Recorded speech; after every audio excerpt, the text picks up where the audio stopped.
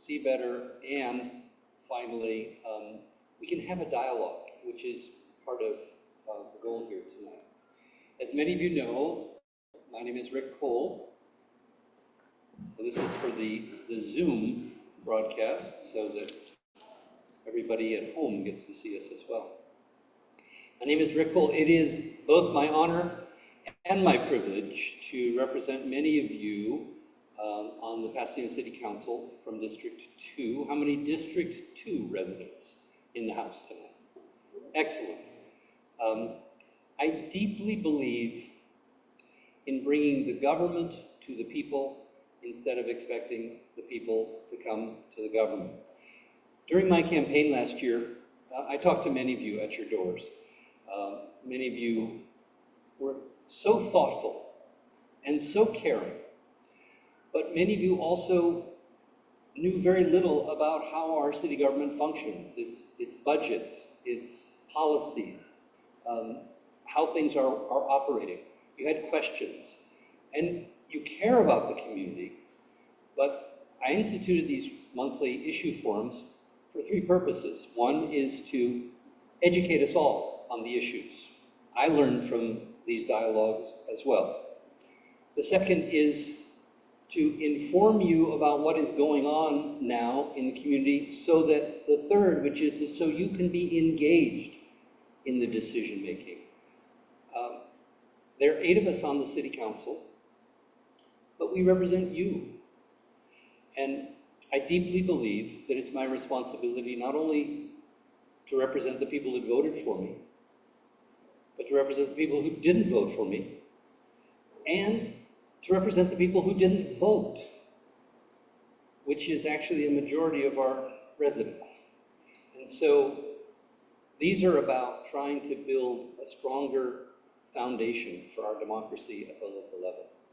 We've had forums on solar power, on public safety, on affordable housing. We recently had one, let's see what the last one was. Somebody remembers better than I do. But we've had a whole series of discussions, and I want to continue these. We moved the location. I want to keep the location consistent so you could know when to come and where to come. But it is so hot, and Jefferson School is not air conditioned. And I think we would have really been sweltering. It's a little warm in here even. So that's why we moved, and we moved it back a week. We have a great panel. So I'm going to just set the stage in 2 ways. The first is, this is a deeply emotional issue. And people have deeply felt beliefs about immigration in our country. And so the most important thing I hope we accomplish tonight is that if there's a difference of opinion, and I expect there will be, that we listen to each other with respect and see if we can learn from each other. Because that's what's missing in our country today. Our country has become deeply polarized and bitterly divided, especially on issues like this. That is not healthy for American democracy. It's not healthy for our future. And we see these things playing out. So let me again ask if any of you in the back would like to move a little closer. We got plenty of seats down here, and you can see better and be more involved. Okay, so we have a great panel. Why don't I introduce them, and then they can take the stage.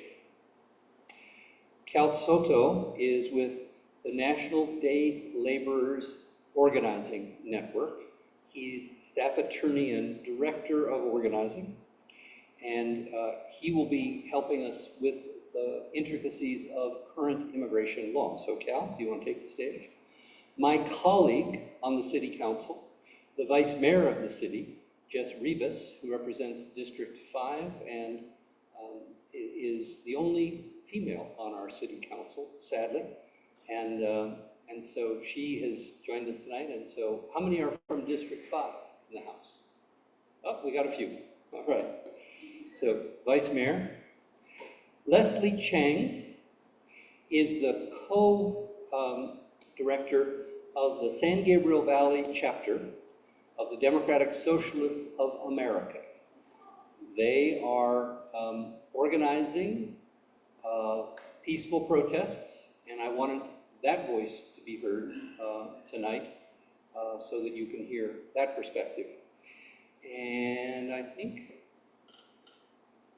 the only one, there's Pablo. Pablo Alvarado founded the National Day Laborers Organizing Network, a longtime fixture in our community, at a time when people complained 30-some years ago about all the guys hanging around at the Home Depot. And so he organized a day laborers center where people could get off of the streets and have a more organized and safer environment. That's part of the challenge of immigration in our country, is it's not only deeply controversial, but it's deeply woven into the fabric of our community.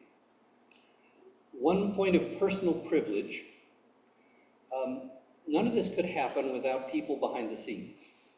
The janitor that let us in tonight, people that organize events for this district, my district liaison, Megati Derbagosian,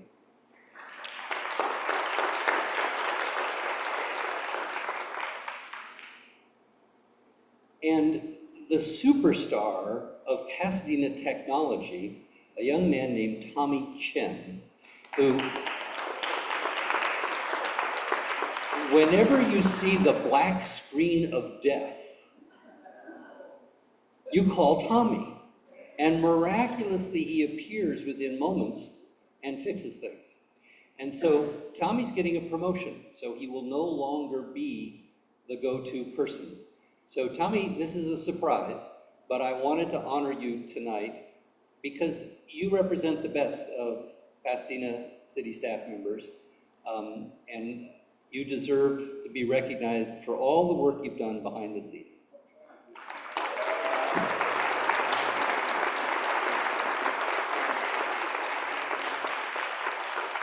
I know this is asking a lot because this is a surprise, but do you have anything you want to share? Not too much, just I'm grateful for the opportunity to help support these meetings and just look forward to the next step in my career. So do we. Thank you, Tommy. All right, so how do I click the slides? No, Tommy, just ask Tommy. All right. So if we can dim the lights just for a minute. I wanted to set the stage. Now this is, you remember those yellow books that came out a few years ago? You know, Microsoft for Dummies? This is a brief overview of immigration and the issue. I wanted to set a little bit of the stage before just jumping into this emotional issue. So, I've used this quote before because I think it applies to so many things in our society. For every complex social problem, there's a solution that's easy, quick, cheap, and unfortunately wrong. Immigration is not an easy problem to fix. We live in a world of 7 billion people, and a tremendous number of them would like to live in America. And obviously, it's both impossible and impractical. I must have said something wrong. It's both impossible and impractical to us to accommodate all of the people who want to come here when they want to come here. But we have international obligations to people who flee and poverty. International law talks about asylum. We have laws that govern who can come here legally and the process that they have to go through to come here legally. And those laws have changed over time, and they are in desperate need of reform again. But we don't have a bipartisan consensus about how to change those laws, and so we're stuck with what has turned into really a very difficult crisis in our community. So obviously we're a nation of immigrants. Oh, okay. So until 1924, there were very few restrictions on immigration. One exception, which Californians know about, is the Chinese Exclusion Act in the 1880s. That was the first time that a particular group of people were excluded from coming to our country.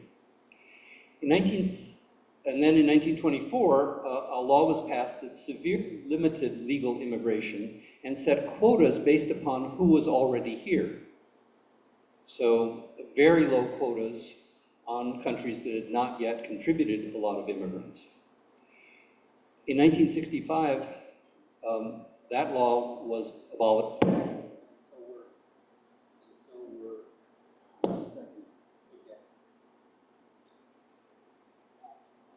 Okay, and so were the quotas.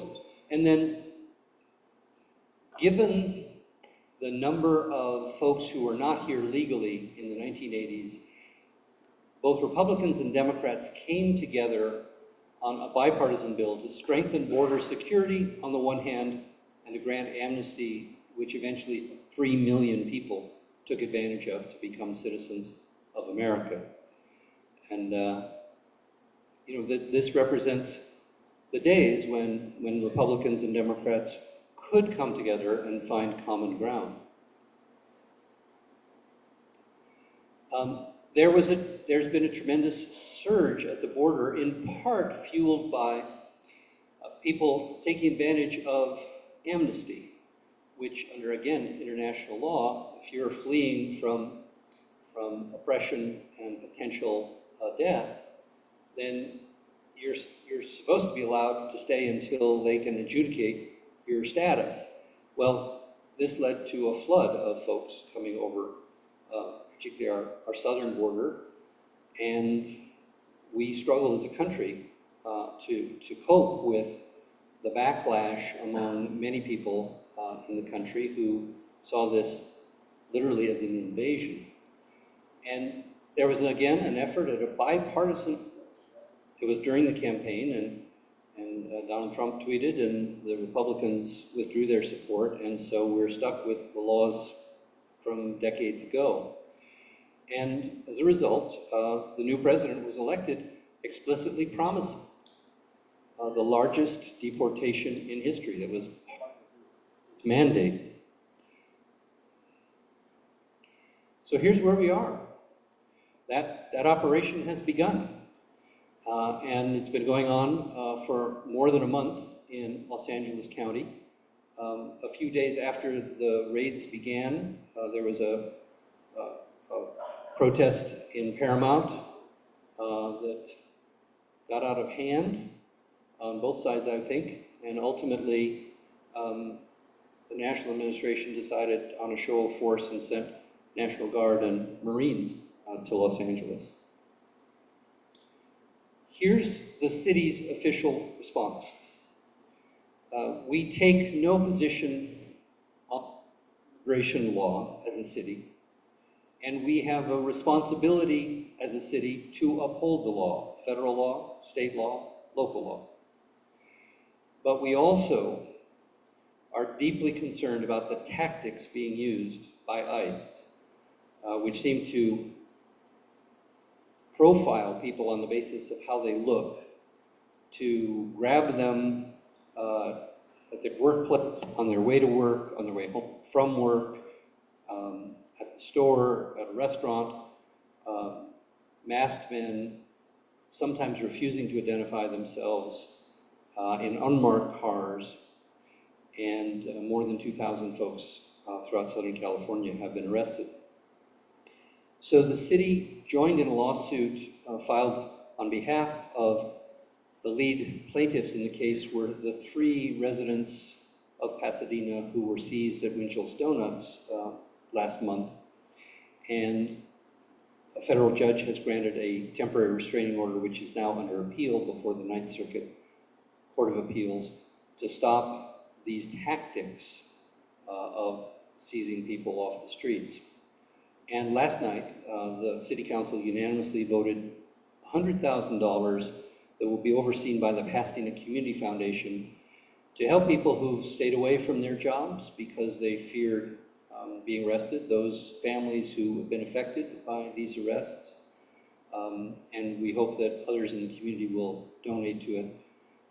We also put up $20,000 as matching funds.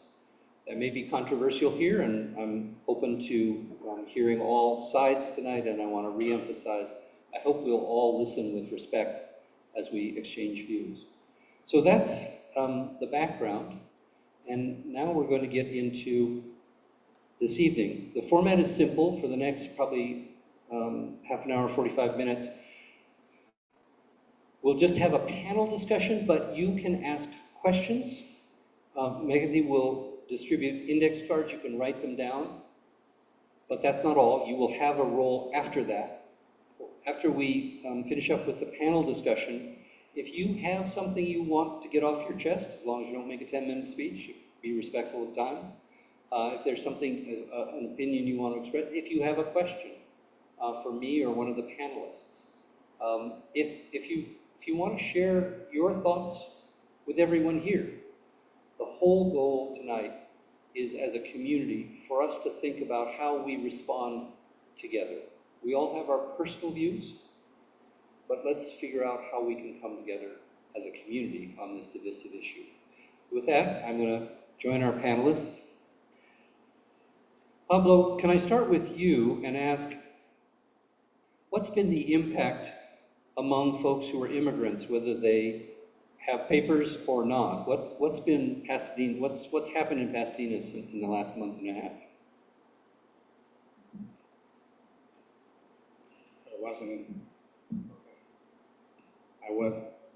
I think it's working. I wasn't expecting to be the first one. Always the lawyers get the first word. And the organizer is the last one. But thank you.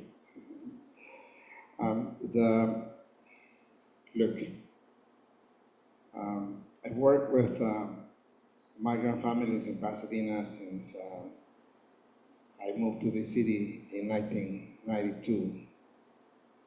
And of course, we've gone through up and downs throughout this time. We went through the hype of Proposition 187. Proposition 187, yes, in 1994. And we saw actually a lot of voters at that time believed that it was just going to be about undocumented people. And many Mexican Americans even voted for Proposition 187. But then they were being denied services at local restaurants and stores. That was happening all over the state. So as a result of that, the state shifted. So I hope that we're going through a moment that's similar, but throughout our country. But it comes always at an expense, and that is the suffering, the cruelty that undocumented families have to go through. And unlike 1994 or 1980 or 1982, when the first amnesty took place, or 1994 when Proposition 187, I think now there are more undocumented families that have members with mixed statuses. You have U.S. citizens, you have TPS holders, temporary protected status recipients, you have DACA recipients, and you have undocumented people. So obviously when you attack a member of that family, everyone is going to suffer the consequences. And I can tell you that in my conversations with people, there's obviously sadness, there is anguish, there's uncertainty, and yes, there is anger. And particularly with the young kids, the kids of immigrants, because the description that has been depicted by this administration and its followers doesn't match the reality that the children see. They see their parents getting up at 5 in the morning to go to work and come back at 5, 6, 7 p.m. That's what they see. They don't see an invader. They don't see a criminal. They don't see a rapist. They don't see a burglar. They see a father and a mother. And that's why you see those kids with their signs going out there and saying, I'm here speaking on behalf of my mom because she cannot come out. And I've heard families sharing with me that this is worse than COVID. It's man-made in the first place. And it's like right now, still, even though we have a temporary restraining order, still families are inside.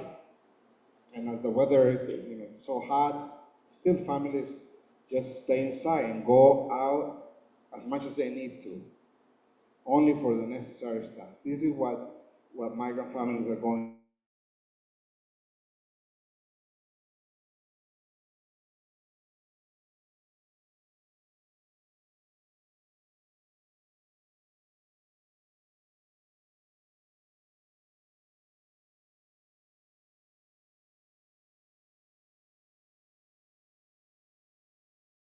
Wearing civilian clothes, with big guns, oftentimes with armored vehicles going into neighborhoods. That's how it starts. And yes, it starts with the most vulnerable people. And I want to be very clear about that. When I say the most vulnerable, we're talking about indigenous people from Mexico and Central America in particular. That's why you see the rates at Home Depot, car wash places, the street vendors, the public places where you're going to find humble people. And those are the folks that are being taken away. And of course, the suffering that happens inside once they're there is indescribable for so many people. Like, I'm gonna close it with this story, because I just went to downtown LA to the detention center to get somebody released, somebody who has temporary protected status. And he was detained right after the TRO was issued. This man is not undocumented. He happened to be going to Home Depot, and he was catching Home Depot. He was taken to the basement in the Metropolitan Detention Center, and on the way, there were 3 officers, or we don't know if they're officers or bounty hunters, we have no idea. But there were 2 who spoke English only, there was one who spoke Spanish. And he said to him, aren't you ashamed about what you're doing? You're causing so much cruelty, so much harm to people. And his response was, don't you have a job too? And Salvador's response was, yes, but my job doesn't harm anybody. It's honest. I'm not going and splitting families out there. I'm building homes.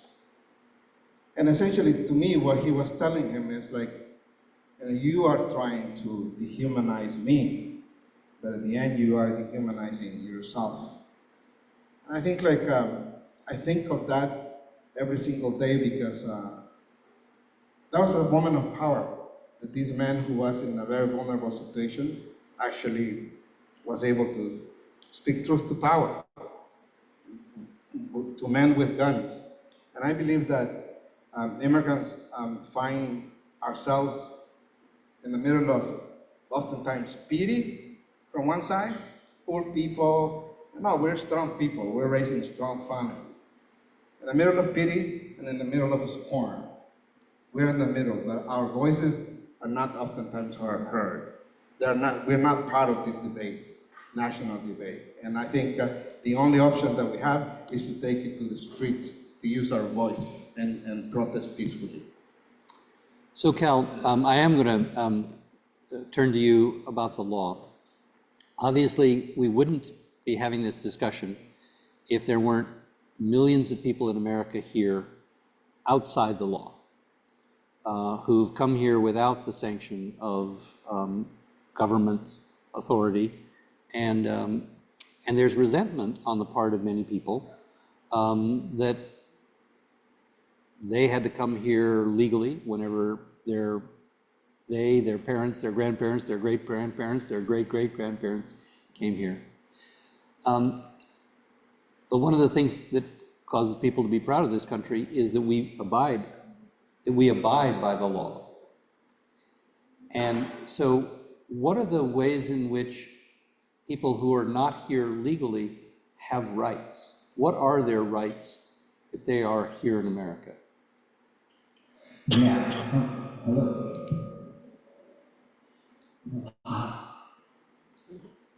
Thank you. Yes. And thank you for that question. Yeah, I'm an attorney with the National State Labor Organizing Network and the Workers' Rights Director. And because of that position, I am very much in tune with the way that our labor law works here in this country. And so before jumping into the basic question, the rights that we're all afforded, whether or not we have documents, I just want to set the stage that we're in a position where, like you said, you use the word what the government sanctions. And I think that there is a question about what is sanctioned by this government, given the infrastructure that fuels, that builds, that allows this country to operate. And the true fact of the matter is, it is sanctioned that many workers, documented and undocumented, are here in this country producing our in every single industry. I don't need to go to the industries you always hear about, but it's in every single industry where there's immigrants, undocumented and documented alike, who are contributing, and not just contributing, essential parts of our economy and our society. And to me, that is sanctioned by our government, because they aren't going in and arresting the owner of a chicken poultry facility who clearly hires undocumented workers, recruits workers from overseas to come in and produce that chicken, while violating their labor rights at the same time. They're not arresting those owners. They're going in and enforcing against families, against workers. And that's what is so alarming. The other side of this is, you're exactly right. We all in this room have basic inalienable rights, whether we're documented or not. And we're currently seeing in this city a daily example of trampling over those inalienable rights. And those are words that come from the founders of this country. And so while I'm encouraged to see that there is more and more attention being paid to our completely broken immigration system that allows people to rot in prison without any recourse, I think what's also encouraging is that we have this decision from a judge that Pablo referenced, this temporary restraining order that affirms that our constitutional values are rooted in our constitutional rights and not in public opinion. And they did on July 11th say that the actions of the federal government, of ICE, going into these workplaces, Home Depots, or outside of Winchell's here in Pasadena, and profiling the people who are standing there simply because they're there looking for work, simply because they have brown skin, or because they're speaking a different language, arrest them for not immediately producing their papers, and throws them in the back of a car and takes them downtown, makes them stand for 24 hours straight, 7 days in a room without turning the lights off, and then puts a paper in front of them asking them to sign a voluntary departure. To me, that's torture. That is a violation of the 8th Amendment, but it's to this judge, they've already affirmed that this is very likely a violation of our 4th Amendment rights against unreasonable government seizures, our 4th Amendment, our 14th Amendment right of equal protection to all people under the law, that they can't discriminate against someone based on the color of their skin or where they're standing for work, and also our 5th Amendment rights to due process. And so we currently have a temporary restraining order ruled on by a judge here in the Central District of Federal Court here in LA, that says that those raids at Home Depots, or for example, the pre-dawn arrest that happened here in Pasadena on June 18th, outside the Winchell's on Orange Grove and Los Robles, that was illegal, that was unconstitutional, and that for the time being, the federal government needs to pause their actions of arresting people based on the color of their skin or where they're standing without announcing who they are, and also affording everyone under the law, whether they are black, white, documented, undocumented, Guatemalan, Honduran, Haitian, or American, those same due process rights. And so we have that affirmed decision. We also have an administration that has continuously shown their willingness to ignore the law.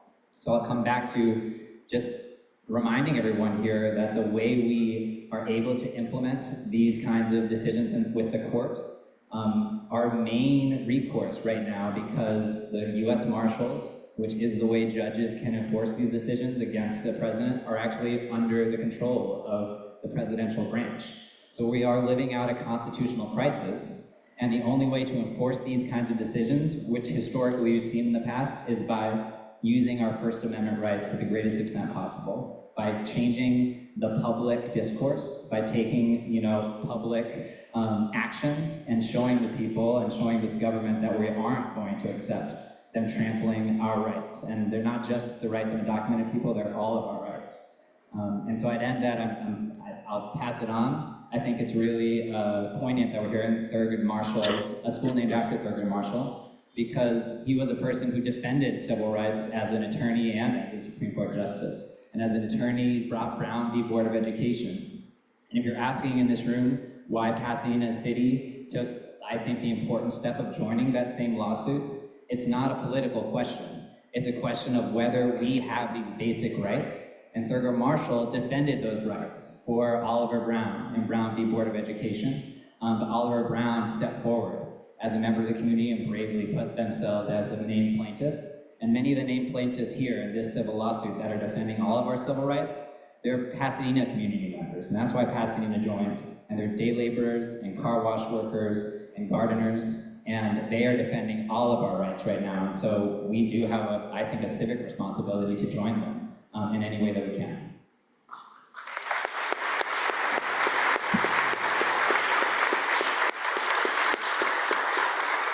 If you have questions, before we open it up, if you have questions, Megathy will pass out these cards. Write your question down. I will ask these questions. Then we will have an opportunity for you to speak when we finish up with the panel. That's Cal Soto. So there is I was just going to make a point. This is the 100th anniversary of Marshall School, and as part of that 100th anniversary, the school was renamed from John Marshall to Thurgood Marshall, and Cal just made an eloquent reference to the legacy of Thurgood Marshall. John Marshall is in the history books for a number of cases, but the most famous of which is Marbury versus Madison, in which, for the first time, he set the precedent that courts can protect the Constitution against executive action. And that's why the Cornerstone out here named the school 100 years ago for John Marshall. Both of these were Supreme Court justices. John Marshall was actually Chief Justice. You're an attorney as well, Vice Mayor Rivas, excuse me. And you have been focused on this issue almost for the last month and a half in a way that, because your community, the community you represent, has been the hardest hit. And so how has it affected you and the folks that you represent? Thank you for that question. It's been hard. I think Pablo has touched on a lot of it. People are afraid to go out. I think first and foremost, people don't want to go out to the grocery stores, to work, I think even taking their kids to schools is something that people are very anxious about. I'm sure many of our parents here or PUSD folks have been dealing with that and trying to plan around that. It's really affected everyone's life in every way. Is that better? So yeah, it's affected everyone's life in every way. And I wanted to touch briefly on something Cal had mentioned, and thank you for everything you set out. Reconfirming the question, I think you talked about, people come to this country or illegally or not following the laws, procedures that, I think as Cal pointed out, there's a reality on the ground. There's an economic reality on the ground. There is a demand for labor, and there is a supply of labor. And our immigration system is completely divorced from that. And that is what creates what we're dealing with. And the main thing it creates an exploitation of that labor. Or those laborers, those immigrants, don't have the same rights as everyone else. They're afraid to speak up, and their employers don't pay them what they're owed. And so we have a system that, as Cal definitely pointed out, tacitly allows all of that and condones it indirectly. And that is the main immigration issue that we as a society have to grapple with, that we are profiting from exploited labor, and that we don't address it because it is frankly too good for business. That is why we don't ever make any progress on it. And so rather than this administration trying to confront that very large issue that we all need to confront, they're attacking and terrorizing the very people who are being exploited. And so I think people in my district are feeling that very much every day, and it has touched every part of their lives. The best estimates are that there's some 10 or 11, 12 million, numbers vary, but a sizable number of people who are here without documents, and they are not all from Latin America. They come from every country in the world, including many European countries. 8% of the workforce in California, it's estimated, are here without papers.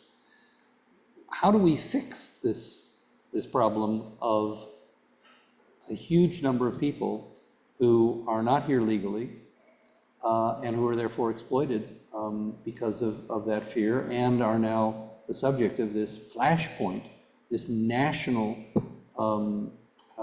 division? How do we get out of this mess?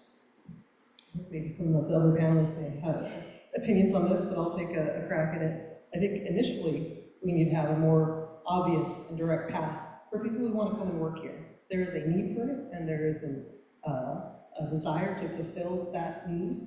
And so we just need to have more practical, realistic ways for people to do that. The second thing is something we've done several times through our history is grant people who are here and who are following the laws and are who contribute to our society a path to legal status. That is something that we have done, and because it makes the most sense. And so we need to do that again. Those are the two things that I think, and they're not easy to do, but they're the two obvious things, and I'm sure the other folks here have many more thoughts on other steps we can take. And one more question, Vice Mayor, and that is, many people erroneously either in support of or in opposition label Pasadena as a, quote, sanctuary city. Can you clarify what that means and why we're not a sanctuary city? I can try, because I don't think anyone actually knows what a sanctuary, or maybe people do. There's no legal definition of a sanctuary city.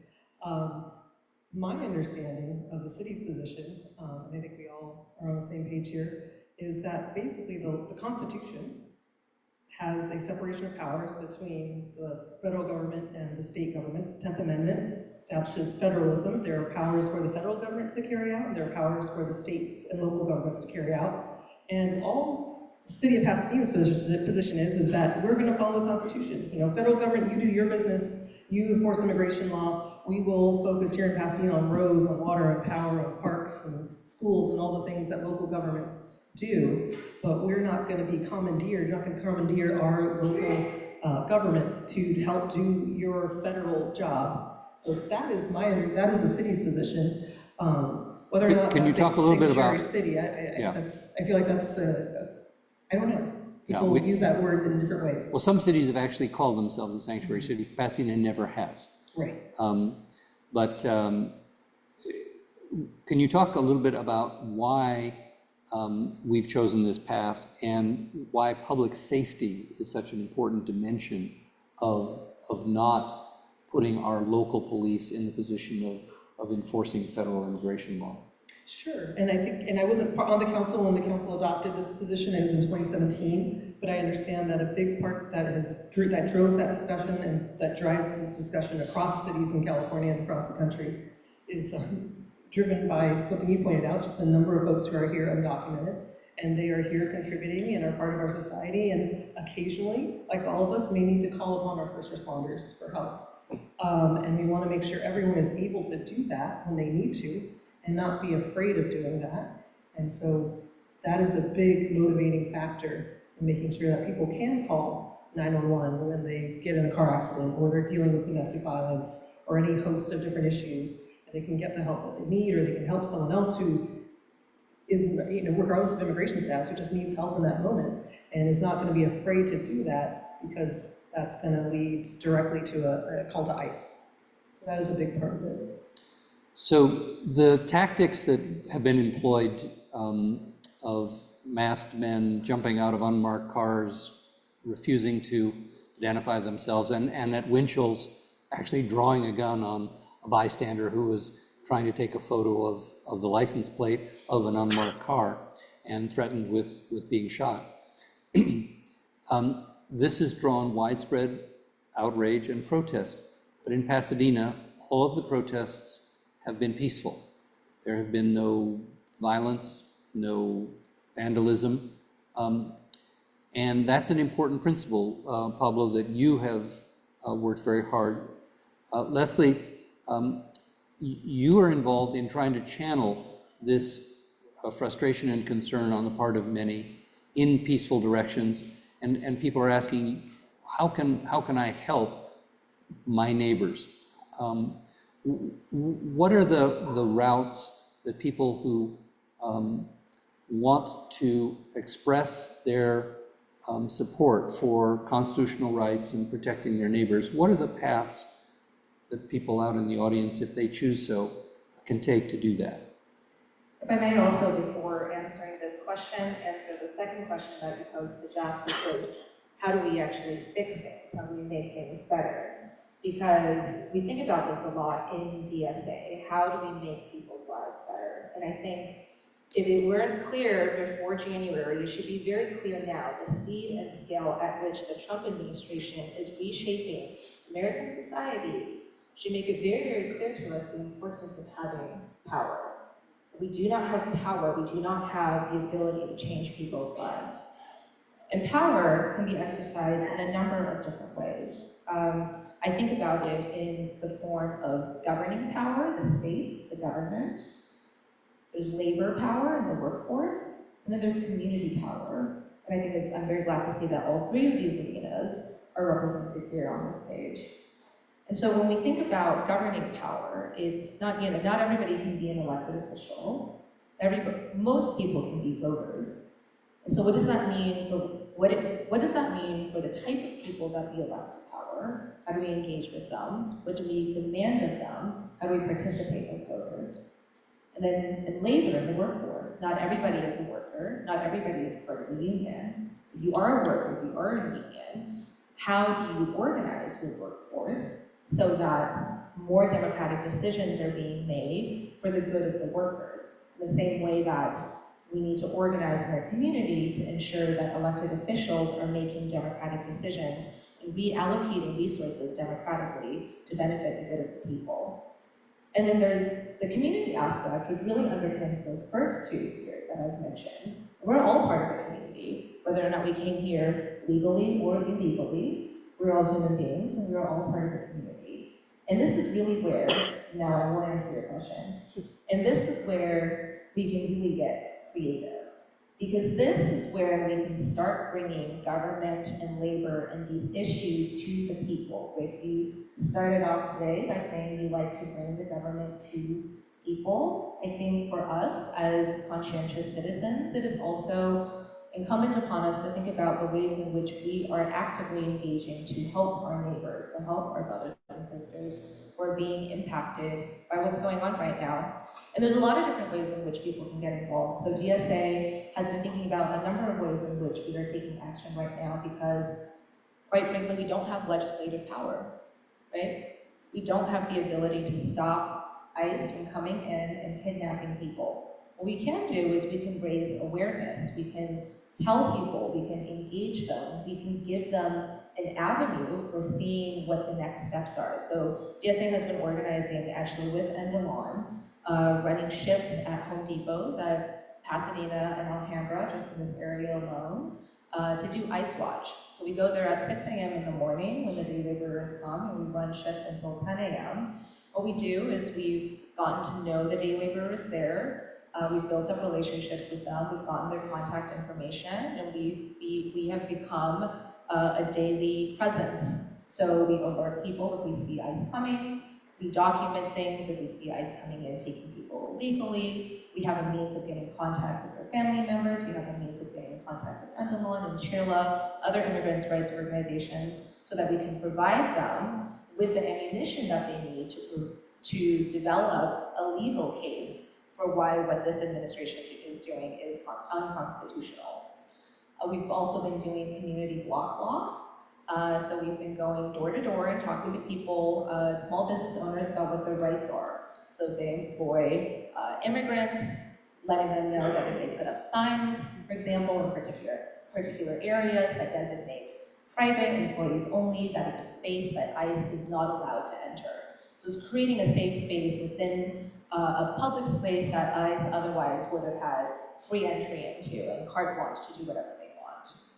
We've also been doing Know Your Rights presentations, and so this is working with faith-based organizations, grassroots, grass tops, nonprofit organizations, to convene groups of people, such as yourselves, and to educate people about what their rights are. So if you're stopped, if you're detained, what are your rights? What are the questions that you have to ask?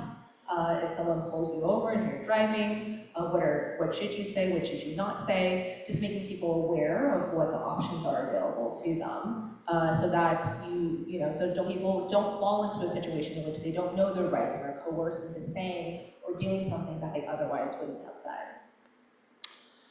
So we got a number of questions, and here's one for me. Rick, why don't you have anyone on this panel who are pro these ICE raids? And so it's a fair question. Because although I know that there are people who support the roundup of people who are here illegally, I do not condone these tactics that are being used. I think that reasonable people can disagree about immigration policy and how it's enforced. But I really do, I'm deeply offended as the grandson of immigrants myself, that to seize people on the street because of the way they look, without the kind of responsible law enforcement, is not a defensible position for me.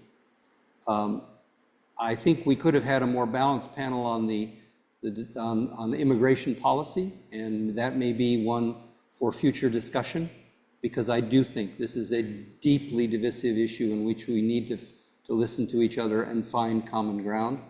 But on the ICE raids themselves, I stand by that they are not defensible. Arresting people.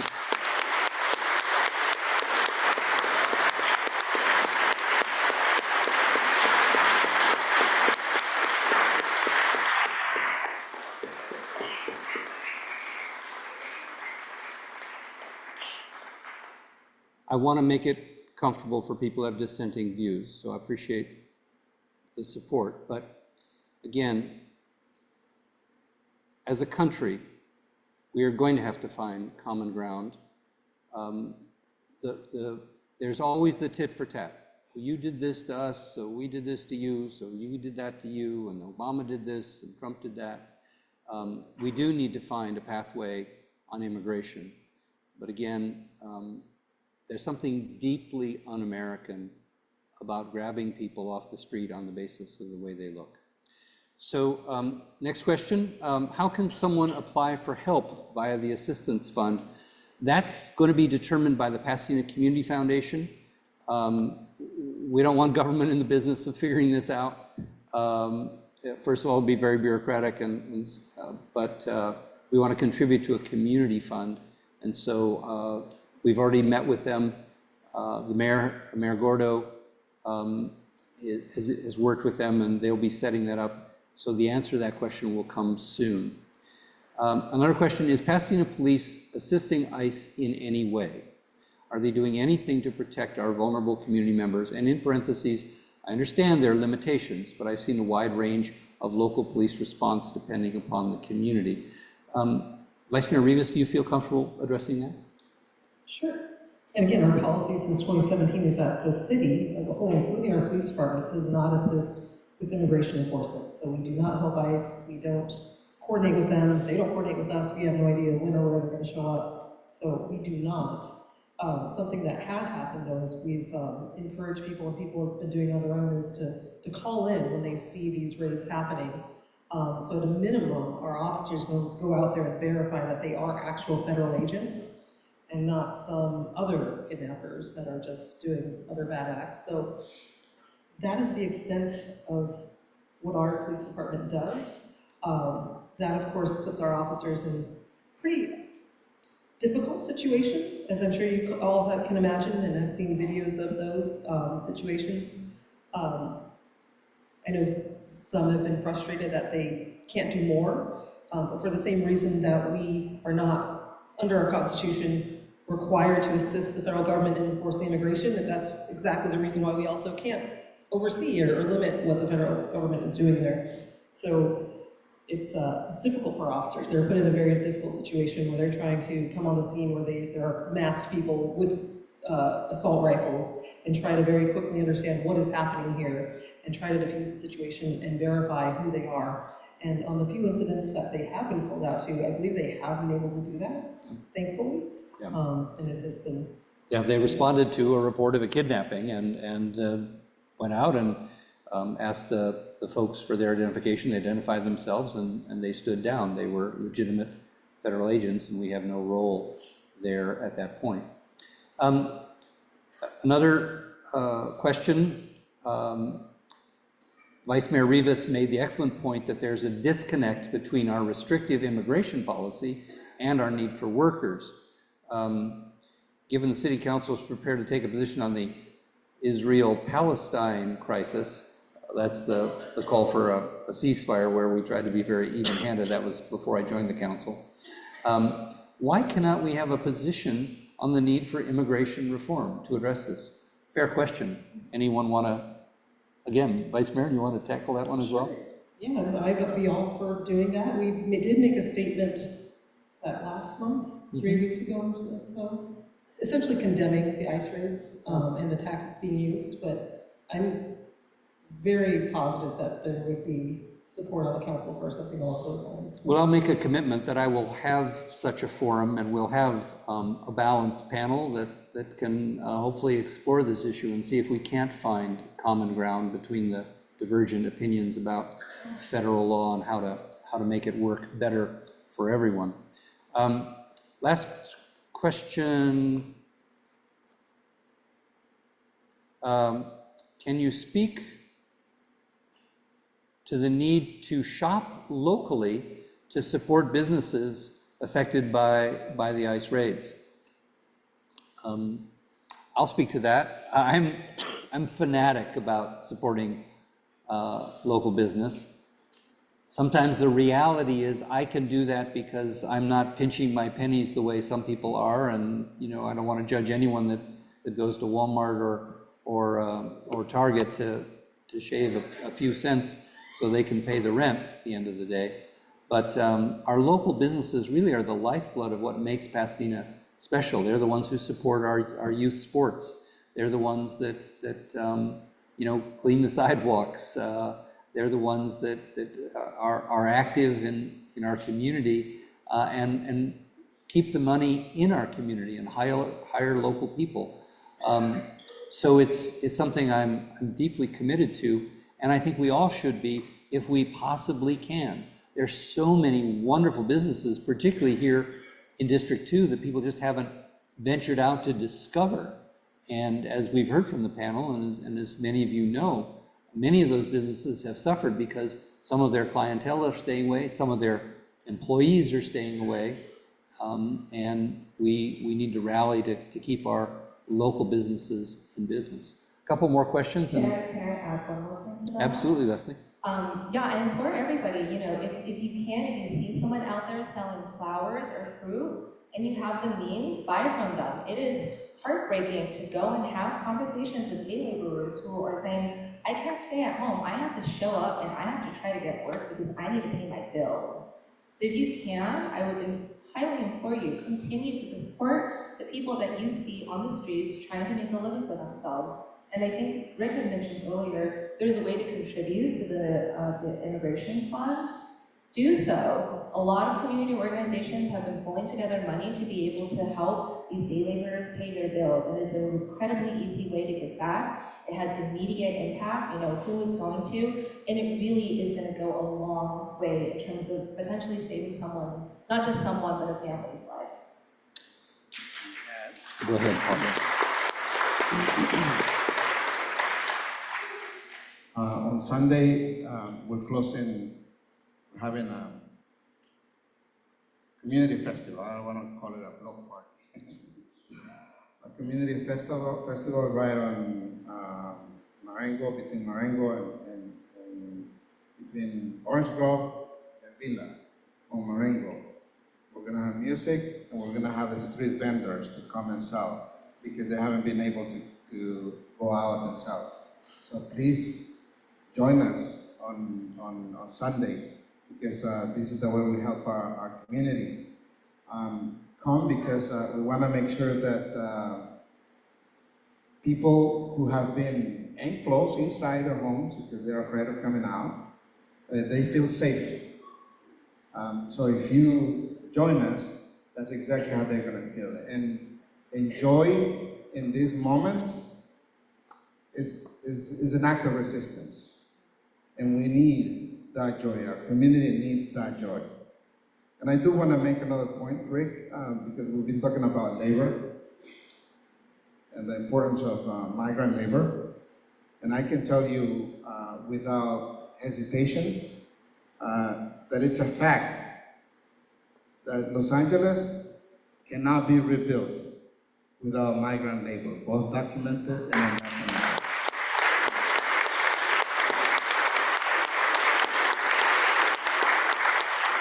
And that is a fact. And by the way, if you, I'm a resident of this city and I've been obsessed with what has happened to our neighbors up north.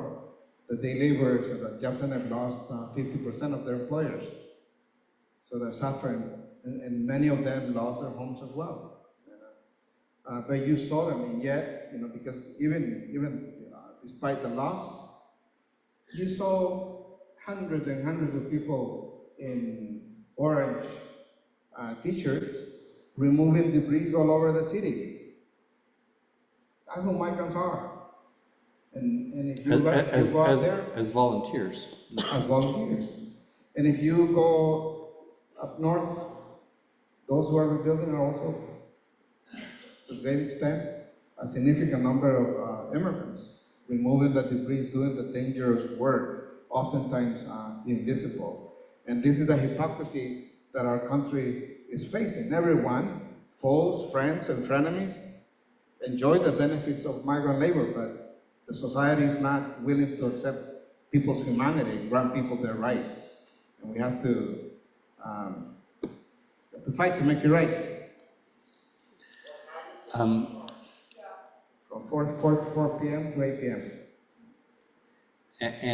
And I want to be clear, you've always fought peacefully. And that's the spirit in which I think Pasadena has operated. There's a number of other questions, but I think I want to now, Thomas, if you can bring up the house lights. I promise that you will have a chance to share your thoughts.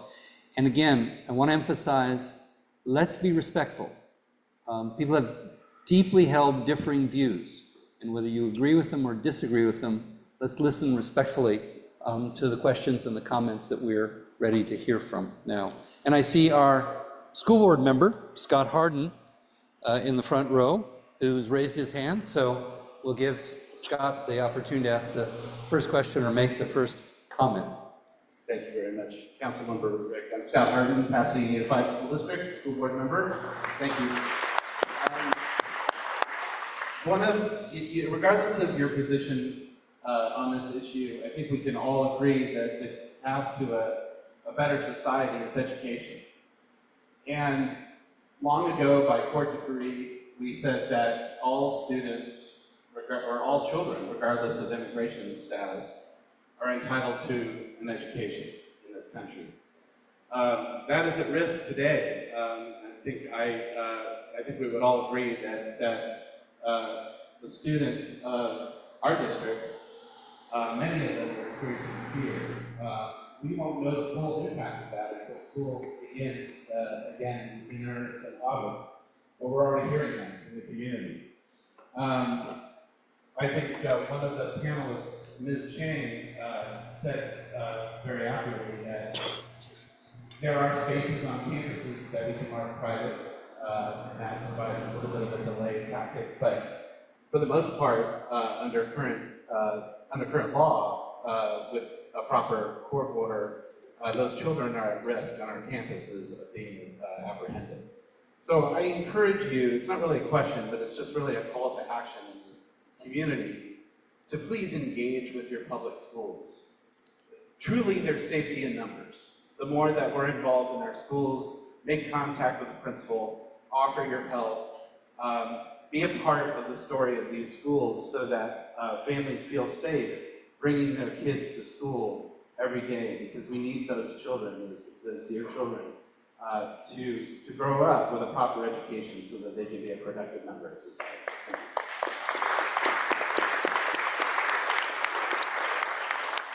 So I do want to answer one question that came in.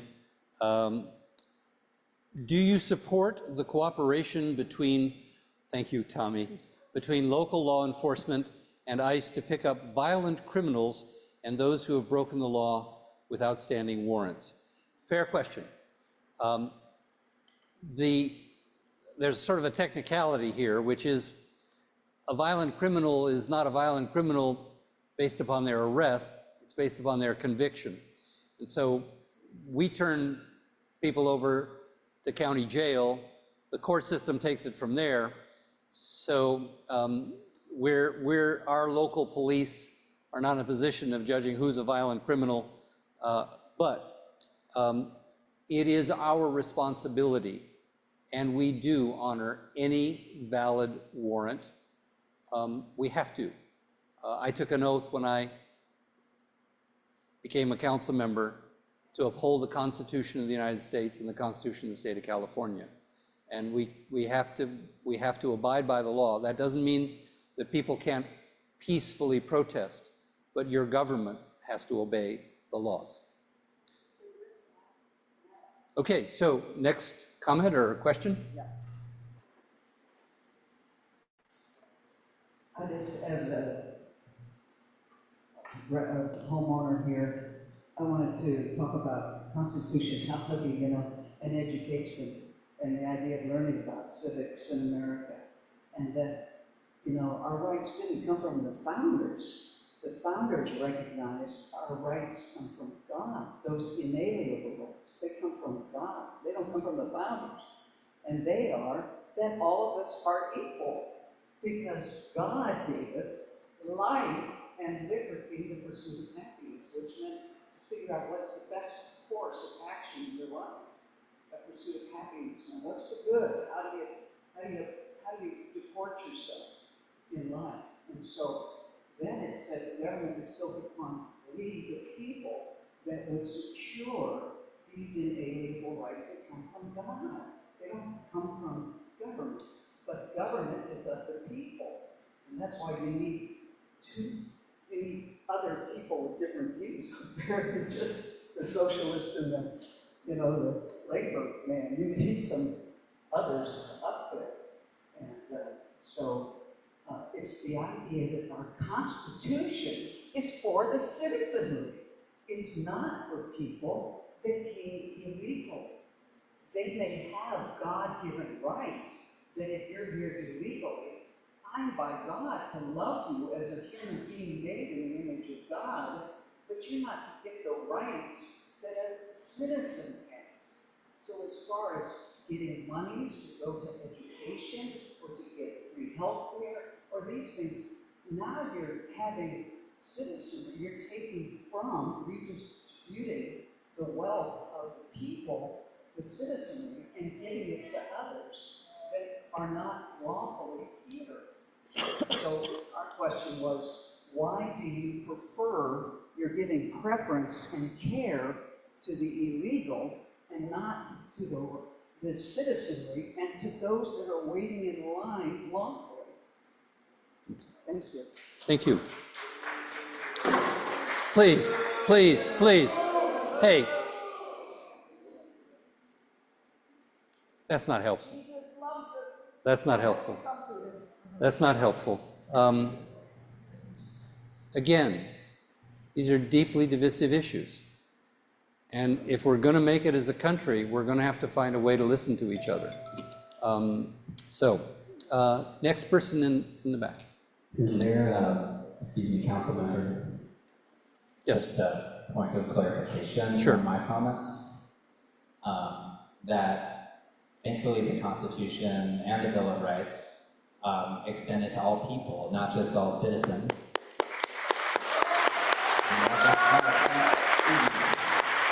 Because I just want to come back to the really important point that that is protected not by a political party or by our public opinion, but it's set in stone, like you said, based on whether it's God or inalienable rights, but certain fundamental rights that no government or person can take away from us, whether we're citizen or not. And they could have said citizens in the Bill of Rights, but they said peoples, because they specifically and particularly wanted to make sure it extended to people who traditionally weren't afforded rights under the law, like newly free people or free people in the Southwest who were Mexican Americans who the border had crossed. And so I think it's really important just to clarify my comments that I was trying to be very specific, that those specific rights are extended to everyone, whether they have citizen by their name or not.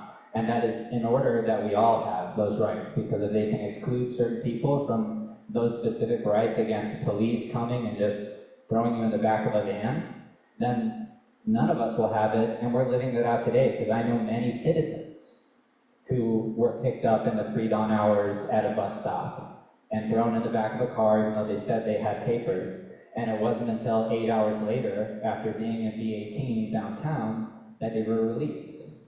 And if that happened to me, or to my family, or to you, or to other people in this room, who really weren't expecting it, I think that we'd be livid.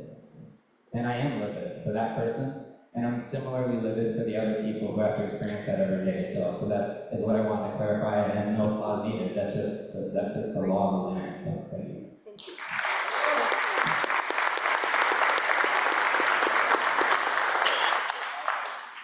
Thank you to all the panelists. Sorry. And to Rick Cole and everybody involved in allowing this forum. You're going to have to speak a little louder to be heard. To Rick.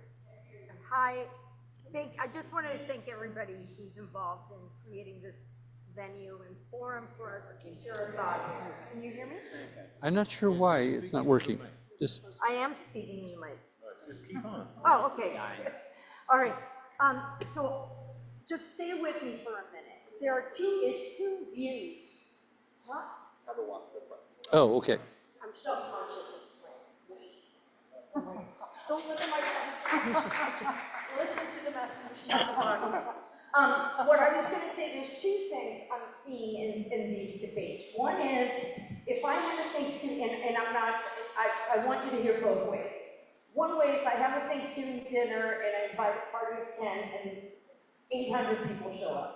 There's not enough room. So some people say, well, we only have programs and resources for a certain number of people, so we have to follow these laws of who's allowed at the country, you know, who we can allow. They have to follow these protocols, and if you're coming here without following the protocol, you're a criminal.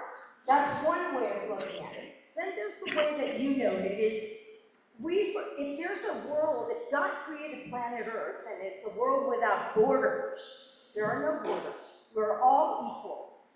Why can't we, as evolved human beings develop systems to support all of us who want to be wherever to coexist. Now, I worked hard. I put myself through 2 academic degrees. I paid over, and I'm like, well, how come somebody can just come in front of me and just take what I worked years to obtain? But I also know that everybody has rights. We are all part of the human race. And there are certain levels we are evolved human beings, we're not animals, so we have to have a process. So if somebody's gonna arrest somebody, you say, hey, I think you're here illegally. There's a process. You don't just grab someone, shove them in the car, and like an animal. I mean, that's not godlike. That's not human-like. We're not like cavemen. So we have to have a process to respect all people. And I think the Constitution went about doing that. We the people. We are humans. We are the human race. So we need to develop systems and processes to address the needs of people like we need laborers. Altadena and Pacific Palisades need to be rebuilt. Most of those people that go are people that are immigrants. So let's develop a process so if somebody wants to come and do work and help, that it meets the needs and we can all coexist. Thank you. Thank you. Hello.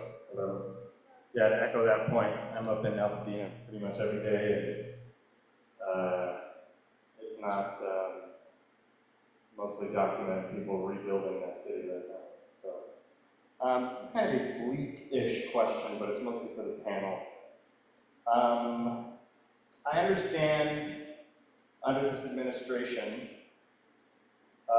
though there's an obvious rational need for gathering of information so that the appropriate parties can build legal cases to protect themselves from ICE raids and the tactics. But I think it's very clear to any reasonable person that this administration is not rational and that this administration has very little knowledge and or consideration for the law. I feel this is the core concern about the current state of the union. By no measure am I saying this is a pointless exercise, because it isn't, but it is a strategy that is contingent upon the administration having a knowledge and veneration for constitutional law. So the question, I'm not saying we have crossed the point of no return, which is a point I feel we haven't reached until we collectively give up. But at what point do we and can we acknowledge as a people, which I don't think is now, that we are using legal and ethical arguments this administration and many in our country seem to be reneging their beliefs in? And how do we evolve our strategies for justice to fit that political climate? Anyone on the panel want to tackle that question?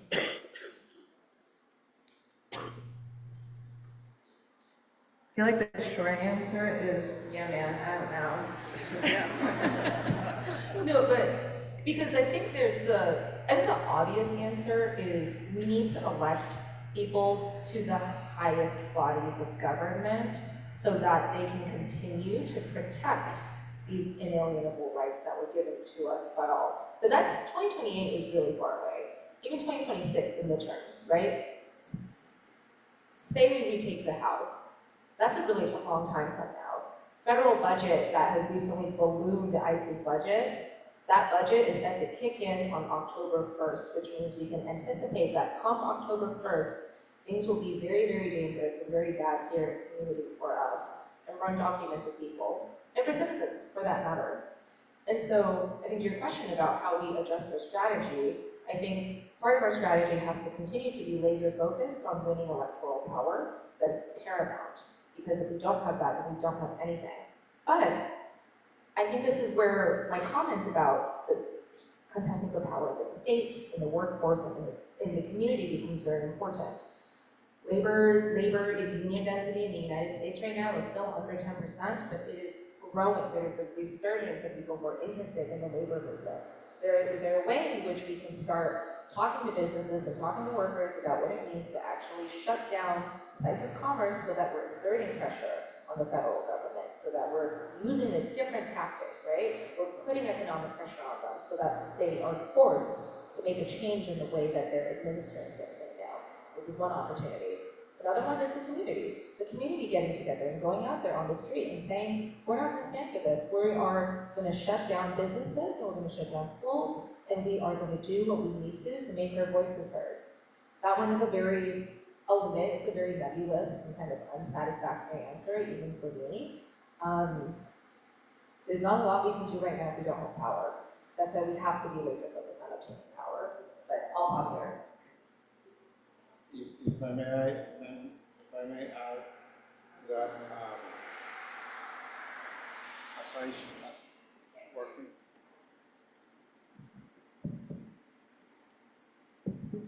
As I shared at the beginning, I'm Salvadoran American, and I know what authoritarianism looks like.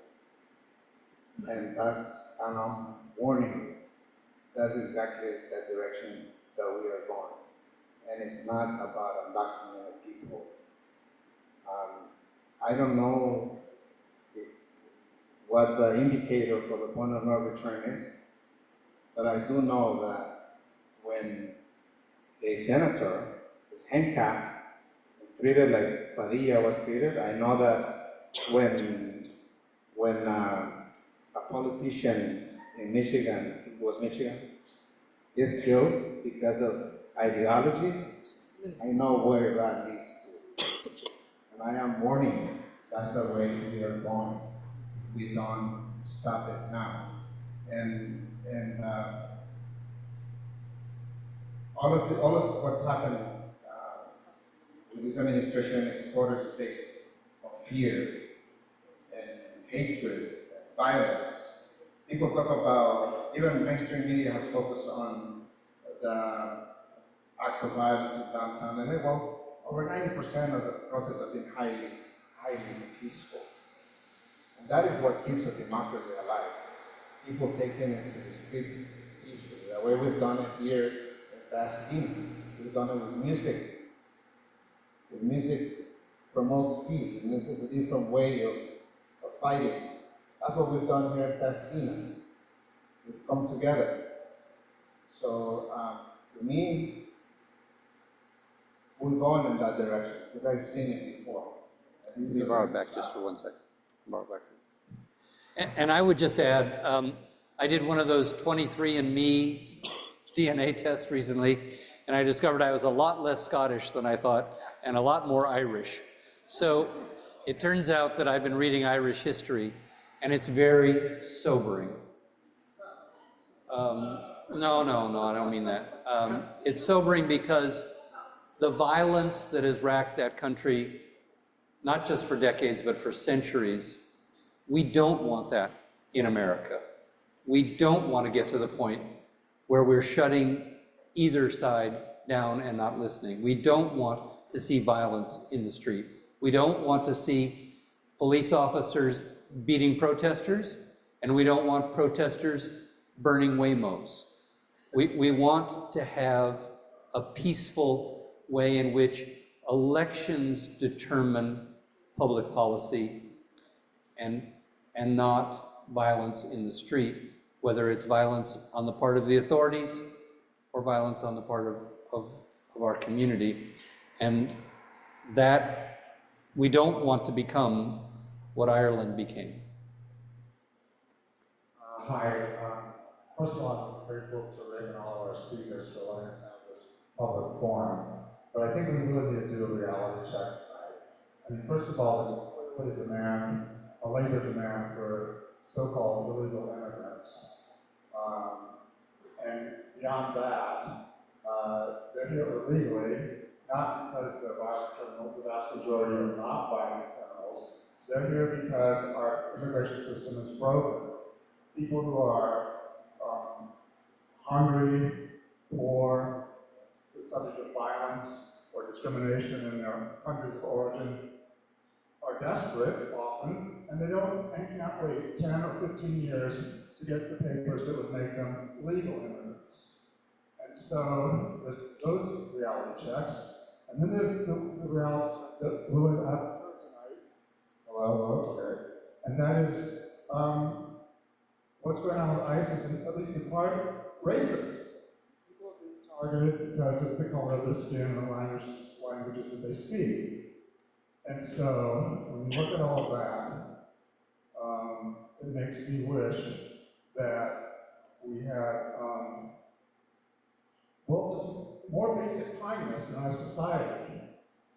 More kindness. I haven't heard that word tonight either. And what I would like to say is that the city of Pasadena, as much as I love it, could be doing more as a city and all of us as members of this community.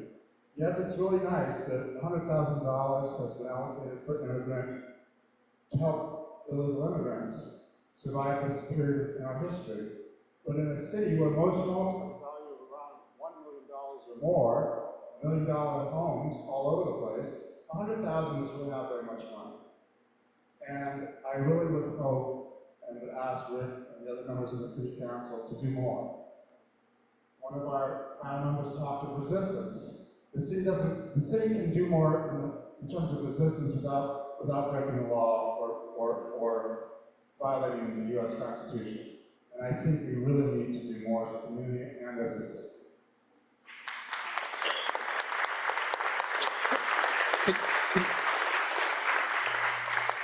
I don't want to neglect the people in the back, but I also know that it's difficult to be heard, I think.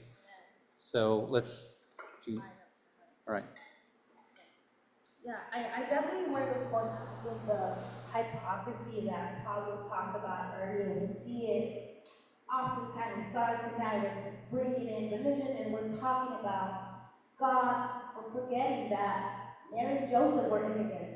But they had to flee, right? They had to flee. When we're thinking about Jesus, he didn't have any documents. He had to flee with his family, who was later prosecuted by state-sanctioned violence, the same violence that we're seeing now.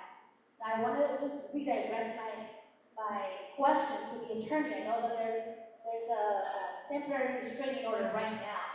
What is going to happen after that expires? I know that it's supposed to last for 15 days. What happens after that?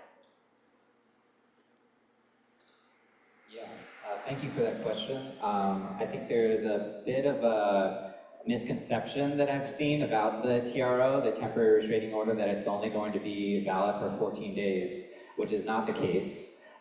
We know that at least until July 28th, it will be in place. That is when the Court of Appeals, Ninth Circuit Court of Appeals, has taken on appeal by the federal government to decide on a temporary stay of that stay. And so we have that in place specifically about the unreasonable searches and seizures, at least until July 28th. If there's not a decision by the appeals to take off the TRO at that time, then it will be in place until the decision is made by the district court on a preliminary injunction. Those arguments are set for briefing at the end of July and won't be decided until August. So it looks like for the foreseeable future, until we hear from the Court of Appeals, Ninth Circuit, that unreasonable searches, temporary restraining order will be in place. There were 2 TROs put in place, and so I just want to be clear. The other, which is to do with access to attorneys at the downtown detention facility, B18, that has not been appealed. So that is in place still and will be in place for the foreseeable future until there's a decision on a preliminary injunction by the district court, which again should happen in the next couple months. So as we're seeing it, it's still in place. We'll see on July 28th what happens and if there's a reaction and how we need to react as a legal team. Okay. We have some more questions and comments. The trouble is, can we stay another 15? We good? Okay, all right. Mr. Quesada, do you want to come down?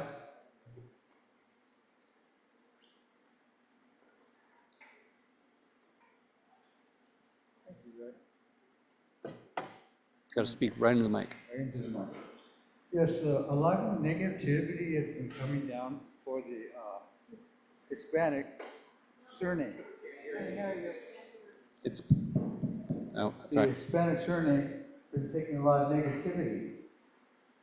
And it needs to be something of a positive nature needs to be said for these people to make you feel wanted here in America. And I'm talking about not only the immigrants, but the ones that are born here. and they're taking a lot of heat from this. And for instance, the other day I was looking up my Uncle Benny Quesada's bio, military bio. And before I could find him, I ran across a man by the name of Elwood Richard Quesada. And believe it or not, if you look up his bio on YouTube, you'll see what a man of a Hispanic name can do in America.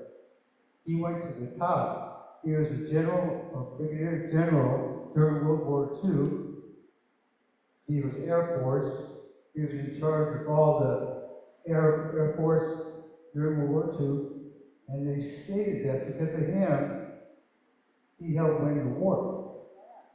So let's give the Hispanics a little help to, on a positive nature, that they can be with other people here in America and be at the top where they are, presidents and so on and so forth. Do you want to address your... Elwood Richard Quesada by YouTube. Please look him up. Manny, do you want to address your service? Yes, sir. My mother came here to Pasadena to work in factories during World War II. That's how I got here. And I served Vietnam as well, and I had all my uncles World War II, so we're all military family, but yeah, I know, this Elwood just all of a sudden popped up on me, and I couldn't believe it. And I just want to pass it on to everyone else. Thank you.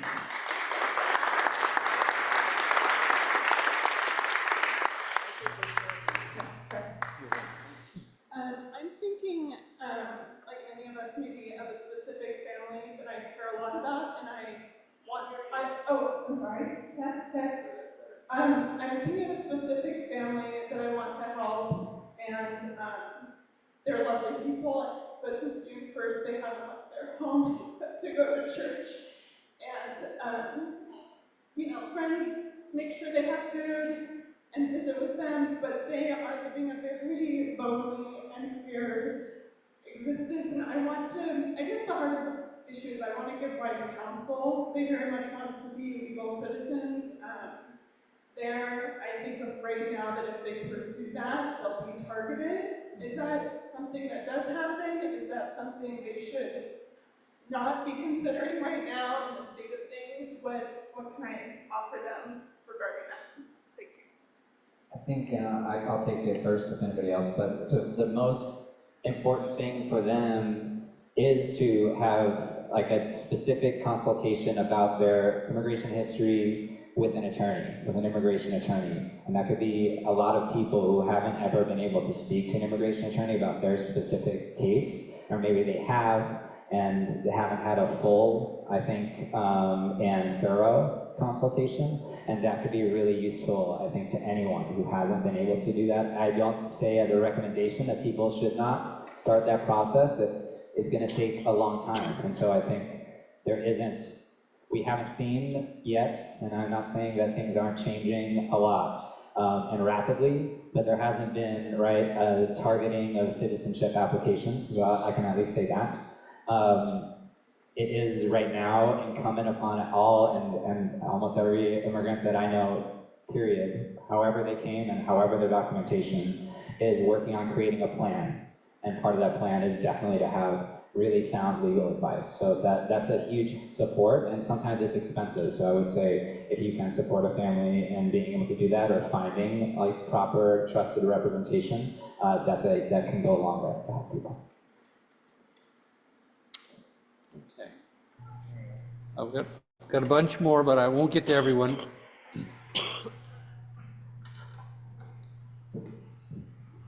Hi everybody, I'm Anthony and I'm a Quaker versus faith.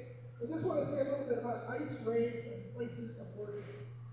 The government policy has been that sensitive places like schools, hospitals, courts, and places of worship would not be subject to ICE raids. But that has changed. But it's having an impact. Before I say any more though, I'm going to say as a person of faith, the most important commandment for me is to love my neighbor. maybe for an undocumented neighbor. And it also is told me in the Bible to treat foreigners like they were born. So there's a deep biblical rationale for being kind, fair, and just to our immigrant neighbors. That's my religion. But I don't feel comfortable practicing it because I'm a little bit afraid that there might be an ice raid at my Quaker meeting house.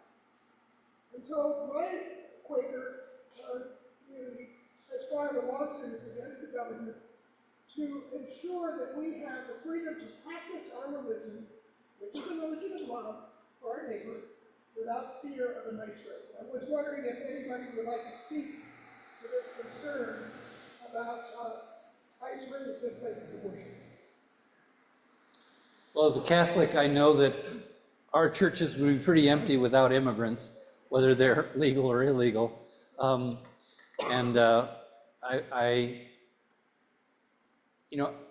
We share many values, despite the boos for your comments. I personally deeply believe that our rights are God-given, and that in this country, we don't base religion on any one faith or lack of faith. The very First Amendment gives everyone the right to worship as they choose or not. And so it is deeply disturbing that our Archbishop has had to say you're excused from going to Mass because of fear of this. I think that's one of the red lines that ought to be respected in our country. We have the First Amendment, we have the Fourth Amendment, we have the Eighth Amendment, we have the 10th Amendment. All of these come into play in terms of inalienable rights. I'm going to give the panel an opportunity for a couple of minutes of closing comments, particularly on what we as a community ought to be doing from your particular standpoint in terms of advice for people, whatever their views might be. How do we as a community come together and respond as a community? Let's start with you, Pablo. Look, I'm an activist, an organizer, I organize protests, and all of them have been peaceful, and I respect everyone's points of view here.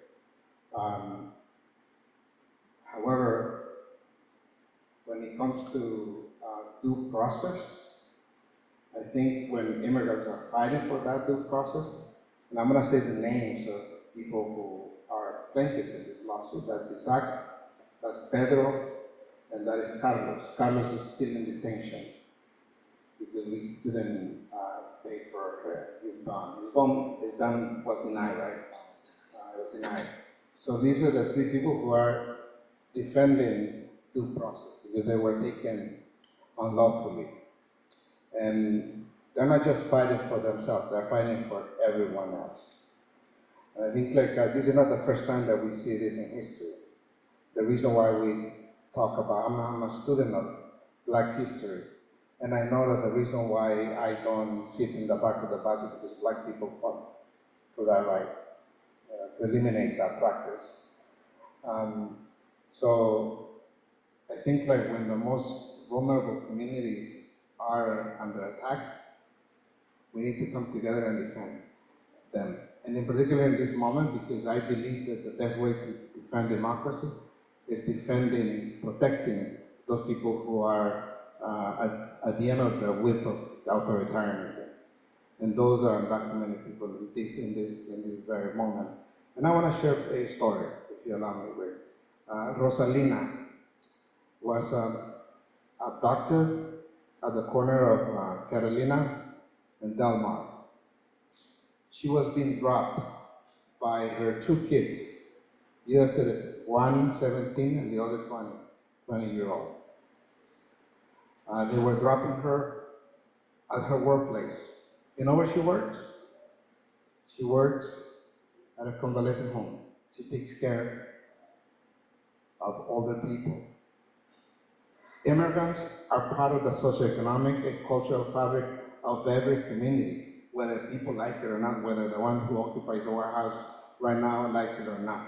We're part of every aspect of the community. And that's why we have to protect them as much as we can.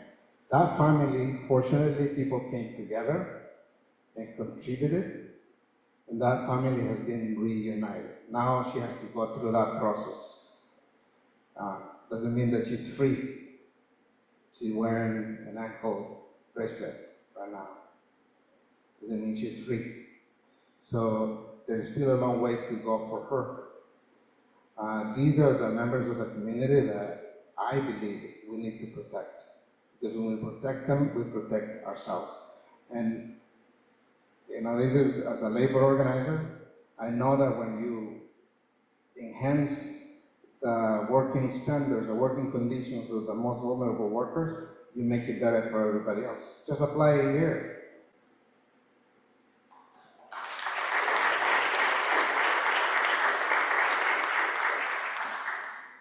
I'm also an organizer, and I think what I would say to everybody here in terms of how to get involved is, how are we bringing more people into this movement right now? How are we talking to people who don't currently agree with us? What are you doing to bring them onto our side, to help them understand that immigrants are part of the socioeconomic fabric of our society? How are you talking to people? What are you doing to bring them onto our side? There are very different ways in which you can do this. Not everybody has to go out and protest.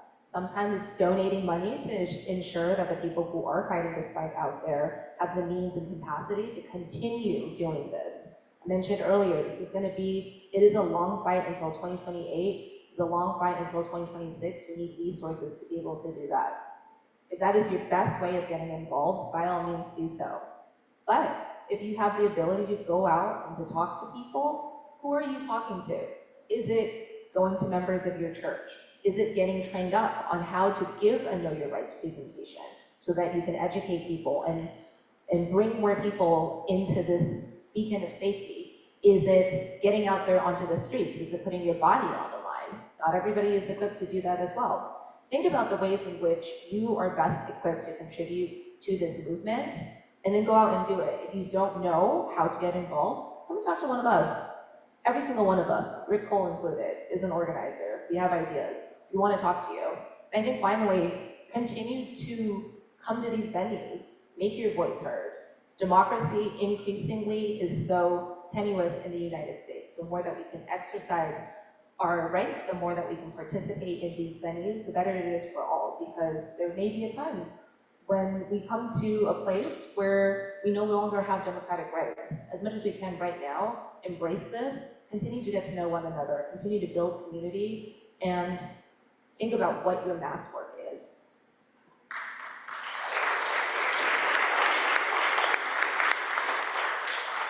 Speak about what it's like as an elected official and talking to other elected officials in the region. I think when this administration first came into power, second time around, I guess a couple months ago, there was this sense amongst some that, well, if we just keep our head down, maybe the administration will leave us alone.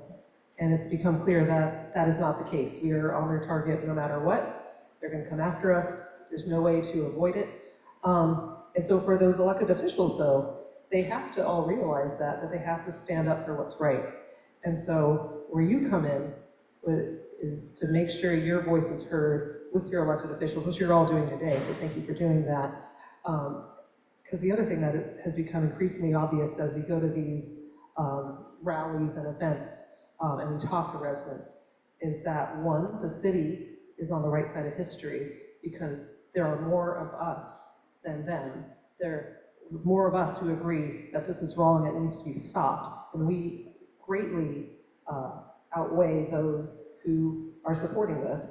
And so I know we're here to build bridges and to work and convince and change hearts and minds, but at the same time, we have to recognize there are more of us than them. We got to show up and have our voice heard. And so make sure you're communicating with your elected officials, make sure that you know that they know they have your support, so that they are motivated and know that they can go out and take those positions and aren't afraid to do those things, which in Pasadena, I don't think that's the case, but I've just heard from other elected officials from other parts of the region, they're just still kind of on the fence, not really sure what to do, kind of just looking to us, to other cities to lead, but they really need to step up. And so that's where residents really play a huge role in talking to elected officials and making very clear where they stand.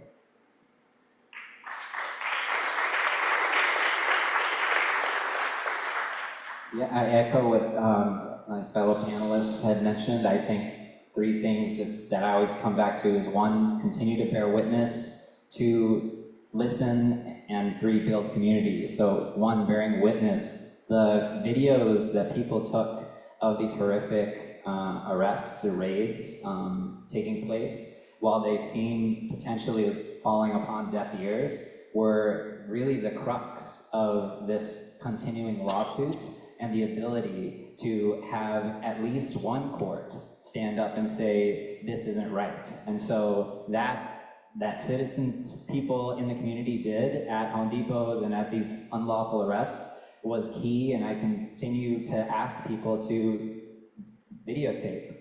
Use your First Amendment rights to videotape the police, videotape ICE, and these actions that are unlawful. And we have a hotline at Endelon where we're accepting those tips.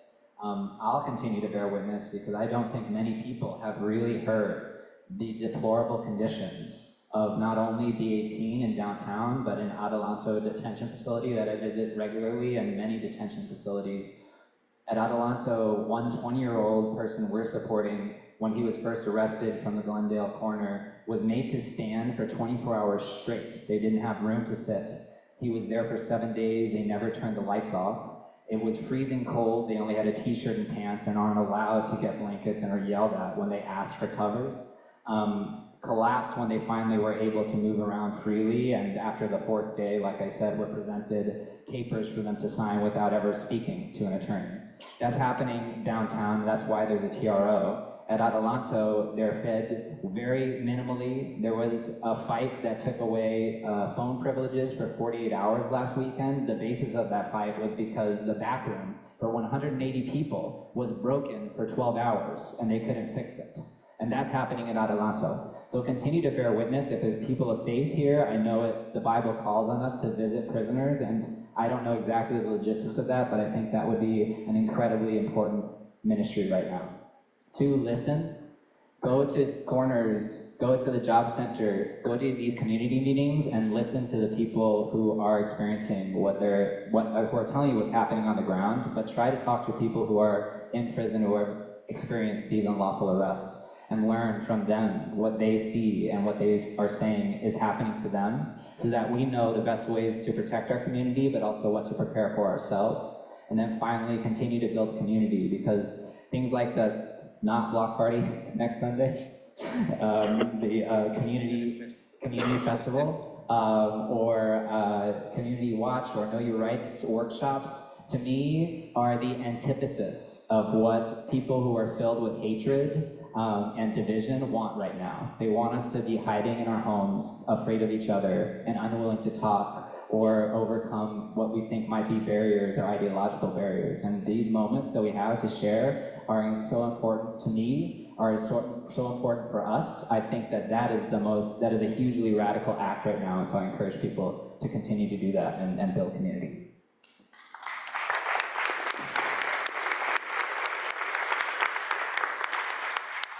Let me close with three thoughts and this preface. I was not elected to rule on national issues. I was elected because as a local government here in Pasadena, we have the ability to do a great many things to make this a great city. So this is unusual, but the first thought is this. I think we can all agree that the immigration system in our country is broken and needs fixing. Where we don't agree is how to fix it and how to live under it while it's broken. Last year, a bipartisan group of senators put together a bill that was not embraced by people on the left and not embraced by President or then candidate Trump. But it was a path forward to at least try to fix a broken system, and it failed. We have had in this country bright moments and dark moments. We have had times when we have fought each other in the streets and times when we have come together like no other people. President Lincoln, in the darkest time our country has ever faced, appealed unsuccessfully to the better angels of our nature. He tried to stop a civil war from happening. But he deeply believed that slavery and secession were wrong. And so we fought a war, the scars of which still echo in our time. I appeal to the better angels of our nature. It's not the right thing to do to be grabbing people who've lived in our community on the basis of the color of their skin and hustling them off to whether it's Alligator Alcatraz in Florida or whether it's Adelanto here in California. But it's also not right to not have empathy for those people who are fed up with the broken immigration system and want some action. We need to have dialogue to figure out a way forward. And that requires something that is so absent in today's dialogue, which is empathy. Empathy for the people who are being abused, empathy for the people who disagree with us, empathy for us to live in this community and to find common ground. That doesn't mean that we give up our principles. It doesn't mean that we tolerate what we believe is wrong, but it means we channel those principles through the democratic process, which includes the right to peaceably assemble, to petition the government for a redress of grievances, which is a glorious tradition. I have been arrested exactly once in my life, and it wasn't for what Felicia Williams thought I was arrested for.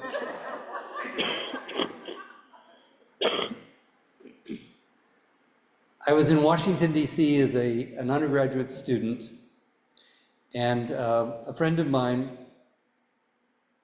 asked me to join a demonstration which happened every day in Washington, D.C. against torture in the country of Chile. And that was a time when America was involved in the Vietnam and Cambodian War, which Manny served our country in the Navy.